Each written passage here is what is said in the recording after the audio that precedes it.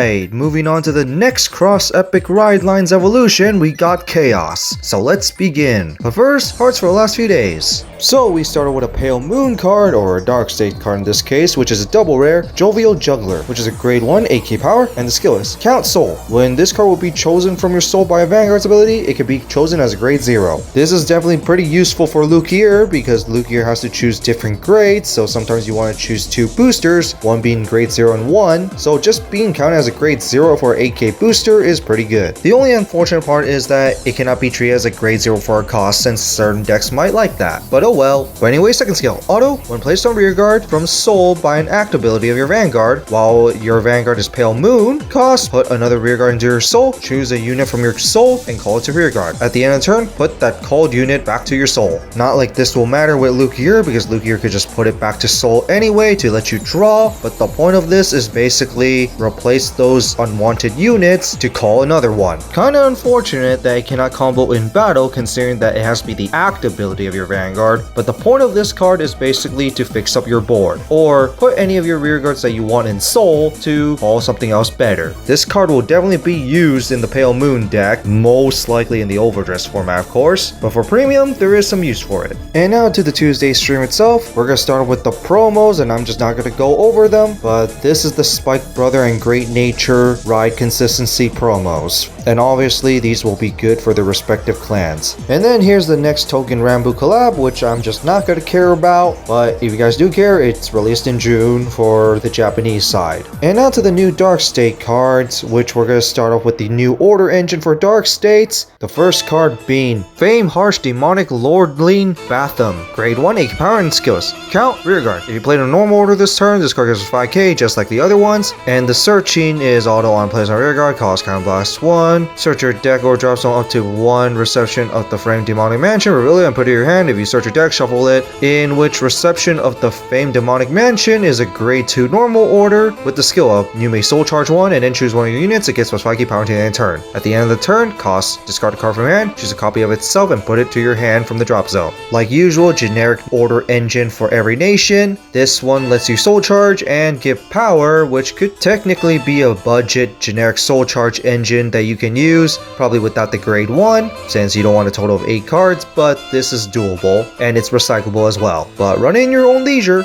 And then to a new generic Dark State card, Fame Blazing Demonic Lane Orients, which is grade 2 with 10 power and the skills. Auto when placed on rearguard other than by card ability. If you played a normal order this turn, cost Soul Blast 1, the top 5 cards deck, choose and reveal up to 1 grade equal or less than your Vanguard's grade, and call it to rearguard if it's a unit. Put it to your hand if it's a normal order, and of course shuffle your deck. There are a good number of Dark State decks that actually uses orders. Kheios is one of them. There's also Lukier. You could say Bruce in a certain way, at least the original Final Rush Bruce. There's also Boro Magnus. Good number of Dark State decks could actually use this. But anyway, second skill, Auto Rearguard. When this card attacks a grade 3 or greater Vanguard, cost Soul Blast 3, draw a card, and this card gives a 5k power into a turn. Depending on the deck, this Soul Blast 3 could either happen or not. But overall, for Dark States, this is actually pretty good, since there are a good number of Dark State decks that do uses normal orders. And now to the new Chaos cards. The first card is Inciting Corruption Agamanaf, grade 2, 10 power and skills. Auto, when placed on rearguard, if your Vanguard is Chaos, which is the whole ride line,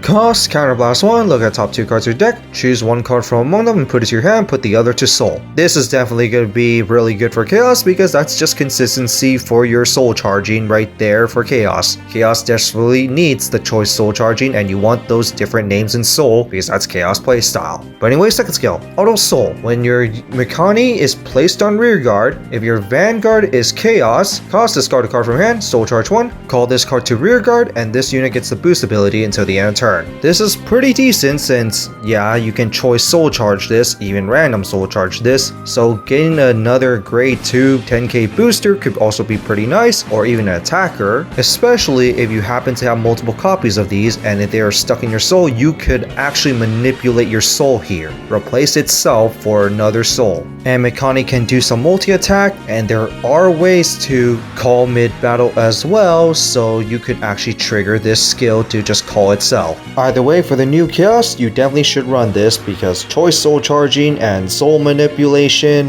which is very needed in Chaos anyway. Finally, to the new Chaos, Soul Oratorio Kheios, which is a grade 3 rotating power, and the skill is auto. When placed by riding on top of approaching Fang Kheios, the original grade 3 Kheios, you may soul charge 3, then choose up to 2 cards from your soul, put one of them to your hand, and call the rest to rearguard. And then you activate Persona Ride. So just like Rorowa, this new form of Kheios, or not really a new form, which I'll explain why, or my theory on it later, is basically another Persona Ride that you can use, and it's gonna basically be like Rorowa, spoiler alert. But the fact that you may soul charge 3 is quite powerful, so you don't have to do it. And being able to just choose any of your 2 cards from soul to add to your hand and the other one to get called is also very powerful because that's soul manipulation. So that's still +1 in your soul, which could be a different name, and then choosing those duplicates could actually be just removed from soul with this. And remember, the called card could also be Mikani, which could trigger the last card to just call itself. So this first skill is pretty good, but the second skill, where